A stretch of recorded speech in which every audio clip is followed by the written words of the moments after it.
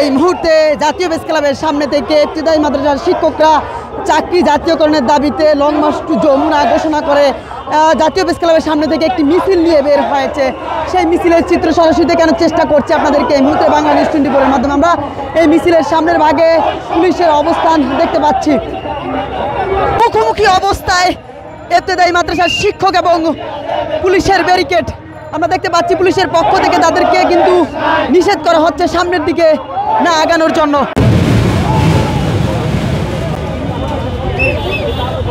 দেখছি যে ইতিমধ্যে কিন্তু জাতীয় প্রেস ক্লাবের সামনে থেকে যে মিছিলটি বের হয়েছে তারা কিন্তু পুলিশের ব্যারিকেডের মুখোমুখি অবস্থায় রয়েছে এবং ব্যারিকেডের সামনের ভাগে আমরা দেখতে পাচ্ছি পুলিশ সদস্যদের উপস্থিতি এবং রমনা জোনের ডিসি মাসুদ আলম তিনি রয়েছেন এবং তিনি কিন্তু শিক্ষকদের সঙ্গে কথা বলছেন।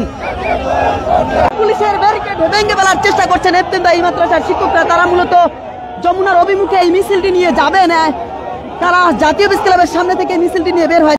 আমরা দেখছি যে বেশ কিছু সময় ধরে তারা কিন্তু পুলিশের ব্যারিকেড দস্তাদস্তি করে ভেঙে সামনের দিকে এগিয়ে যাওয়ার চেষ্টা করছেন এবং এই মুহূর্তে আমরা দেখতে পাচ্ছি শিক্ষকদের যে প্রতিনিধি রয়েছে তাদের সঙ্গে কিন্তু রমনা জোনের ডিসি মাসুদ আলম কথা বলছেন এবং তাদেরকে বলছেন যে সড়ক ছেড়ে চলে যাওয়ার কথা কিন্তু শিক্ষকদেরকে বলছেন।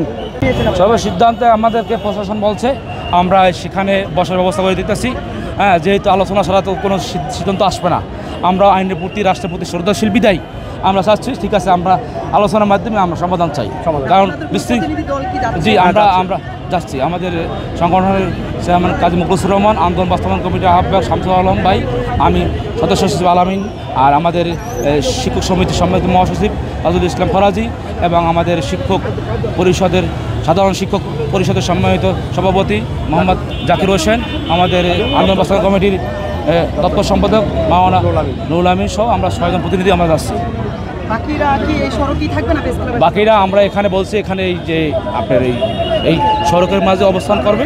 আমরা ওখানে আলোচনা শেষ করার পরে আমাদের কোনো ভালো সেই সুখবর আসে আমরা 5টা পর্যন্ত বিকাল 5টা পর্যন্ত আলটিমেটাম দিয়েছি।